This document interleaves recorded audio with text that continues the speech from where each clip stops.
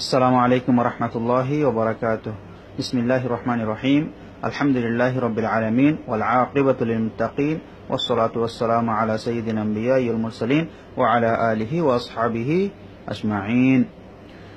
আজকে তাহলে ক্লাস আরম্ভ করা যাক। আজকে ক্লাস নম্বর হচ্ছে 38 নং ক্লাস। 38 নং ক্লাস হচ্ছে তালিমুল কোরআনের। আর সূরা গ্রুপের মধ্যে সূরা ক্লাস হচ্ছে আজকে 55 নম্বর ক্লাস সূরাতে আমরা আজকে 55 নম্বর ক্লাস করতেছি এবং তালিমুল কোরআনে 38 নং ক্লাস। তাহলে আজকে সূরা হচ্ছে আপনাদের জন্য সূরা লাহাব। সূরা লাহাব আমি আবারও বলতেছি, আপনারা যেহেতু সূরাগুলো ছোট ছোট রয়েছে আপনারা অর্থগুলা দেখে নেবেন। আমার ভিডিও লম্বা হয়ে যাবে, না হয় আমি অর্থগুলো আপনাদেরকে বলে দেওয়ার চেষ্টা করতাম। অনেক সুন্দর অর্থ, আপনারা প্রত্যেকদিন ছোট ছোট পড়াগুলার অর্থগুলো আপনারা পড়ে নেবেন ইনশাআল্লাহ। আমি আশা করি আপনারা অবশ্যই সেই চেষ্টা চালাবেন। তাহলে আজকে আরম্ভ করা যাক। বিসমিল্লাহির রহমানির রহিম। এখানে নিয়মটা আজকে আর বলবো না, এখানে আসি। তাব্বাত ইয়াদা আবি লাহাবিন ওয়া তাব্ব। এখানে নিয়মটা বলতেছি, তাব্বাত ইয়াদা। এখানে ইয়াদা জবরের বাম পাশে খালি আলিফ, এক আলিফ মদ। এক আলিফ মদের পরে হামজা এসেছে, লম্বা হামজা এসেছে, সেজন্য এখানে 3 আলিফ টানতে হবে। এটাকে বলে মধ্যে মুনফসিল। মধ্যে মুনফসিল 3 আলিফ টেনে পড়তে হয়। এটা যদি নিয়মটা স্মরণ না থাকে তাহলে এই চিহ্নটা স্মরণ রেখে আপনারা পড়তে পারেন। এই যে জবরের মতো একটু বাঁকা করে একটা চিহ্ন দেখা যাচ্ছে, এই চিহ্নটা হচ্ছে 3 আলিফের চিহ্ন। এই চিহ্নটা যে অক্ষরের মধ্যে দেখবেন ওই অক্ষরটাকে 3 আলিফ টানতে হবে। তাব্বাত ইয়াদা আবি লাহাবিন ওয়া তাব্ব। এখানে নিয়মটা হচ্ছে ইদগামে মা গুন্না। নুন সাকিন এবং তানবিনের পরে যদি ওয়াও আসে তখন একবার ইদগামে মা গুন্না হয়ে যাবে। ইয়ারমালুনের একটা শব্দ হচ্ছে ওয়াও, সেটা অন্য আরেকদিন নিয়ে আসা যাবে। আজকে এখানে নিয়মটা নিয়ে এসেছি, এভাবে অন্য আরেকদিন এই নিয়মটা নিয়ে আসবো। আজকে এটা পড়াবো, নিয়মটা আসতেছি সামনে।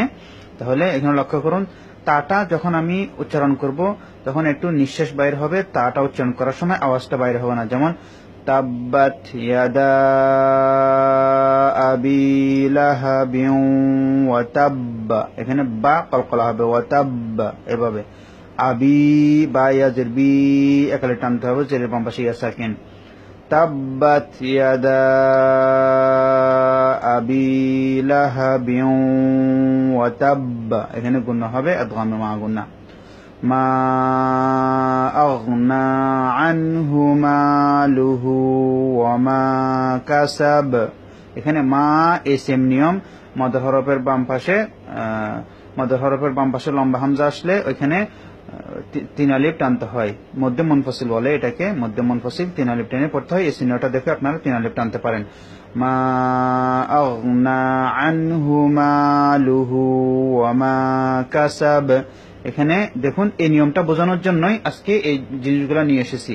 এটা হচ্ছে ইজহার, অর্থাৎ নুন সাকিন এবং 2 জবর 2 জের 2 পেশের পরে, যে 2 জবর 2 জের 2 পেশের পরে যদি হামজা হা আইন হা গইন খ আসে তখন ইজহার করে পড়তে হয়, অর্থাৎ স্পষ্ট করে পড়তে হয়। নুন সাকিন এবং তানবিনটাকে গুণনা করা যাবে না, নাকের বাসির মধ্যে আনা যাবে না, স্পষ্ট করে পড়তে হবে।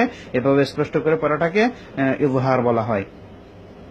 মা আগনা আনহু মালুহু ওয়া মা কাসাব।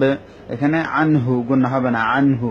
তারপর সায়াসলা নারান যাতা লাহাব। এখানে দেখুন নারান, এখানে গুণা হয়েছে, এই যে 2 জবরের পরে জাল এসেছে। তা সা জিম দাল জাল জা সিন শিন সদ দত ত জ ফা কফ কাফ। এই 15টা অক্ষর যদি নুন সাকিন এবং তানবিনের পরে আসে তখন গুণা করতে হয়। এখানে জাল এসেছে সেজন্য এখানে গুণা করতে হবে, এবং গুণা করাটাকে ইখফা বলা হয়। সায়াসলা নারান যাতা লাহাব এভাবে। ওয়ামরাআতুহু হাম্মালাতাল হাতাব। এখানে ওয়াও গিয়ে মিমকে ধরেছে, ওয়াম হবে। এখানে ওয়াও গিয়ে মিমকে ধরেছে, আবার ওয়াম বলবেন না, ওয়াম বললে ভুল হবে। এখানে বলতে হবে ওয়াম। ওয়ামরাআতুহু হাম্মালাতাল হাতাব। এখানে এতটা আমি আপনাদেরকে ইতিপূর্বে ওয়াকফন নিয়ম বুঝিয়েছিলাম। যেদিন আমি ওয়াকফন নিয়ম বুঝিয়েছি ওই দিন আমি নিচে দিয়ে এভাবে নিচে কিছু চিহ্ন লিখেছিলাম। এখানে একটা চিহ্ন ছিল, এটা হচ্ছে এই চিহ্নটার নাম হচ্ছে ওয়াকফে মতলক বলে। এই চিহ্নটা যেখানে দেখবেন আপনারা এখানে থামা যাবে, অর্থাৎ থামাটা ভালো আর কি, যদি নিঃশ্বাস রাখতে না পারেন তাহলে এখানে থামা যাবে। ত যেখানে আছে এখান থেকে ওয়ামরাআতুহ যদি থামেন তাহলে বলতে হবে ওয়ামরাআতুহ, আর যদি না থামেন এখানে বলতে হবে ওয়ামরাআতুহু হাম্মালাতাল হাতাব। এটা হচ্ছে ওয়াকফে মতলক। এই চিহ্নটা ত যেখানে দেখবেন ওটাকে ওয়াকফে মতলক বলে। ওয়াকফে মতলক থামা যায়, থামলে সমস্যা নেই, কিন্তু সর্বোত্তম থামা হচ্ছে আয়াত বাই আয়াত, এখান থেকে এখান, এখান থেকে এখান, আয়াত থেকে আয়াত, থামাটা হচ্ছে সর্বোত্তম। তারপর ফি জিদিহা হাবলুম মিন মাসাদ। ফি একালে টানতে হবে, জেরের বাম পাশে ইয়া সাকিন। জি একালে টানতে হবে, জেরের বাম পাশে ইয়া সাকিন। দিহা দা টান নাই, হা একালে টানতে হবে, জবরের বাম পাশে খালি আলিফ। হাবেলুম বা কলকলা হরফ, হাবেলুম মিন মাসাদ। এখানে ইদগামে মা গুন্না হয়েছে, মিন মাসাদ এখানেও ইদগামে মা গুন্না হয়েছে। এটা অন্য আরেকদিন নিয়ম মানা যাবে। আজকে ইজহার আপনাদের জন্য এসেছি, আপনারা আজকে এই নিয়মটা শিখবেন ইনশাআল্লাহ, আমি আশা করি।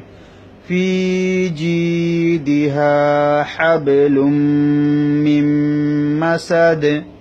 আরেকবার বলে দিচ্ছি, ভিডিওটা লম্বা হয়ে যাচ্ছে যেহেতু আমাদের কার্যক্রম সম্পূর্ণ হোয়াটসঅ্যাপ ভিত্তিক, সেজন্য আমাকে লক্ষ্য রাখতে হয় কিভাবে ভিডিওটা সংক্ষেপ করা যায়, ছোট করা যায়। আরেকবার বলে দিচ্ছি, বিসমিল্লাহির রহমানির রহিম।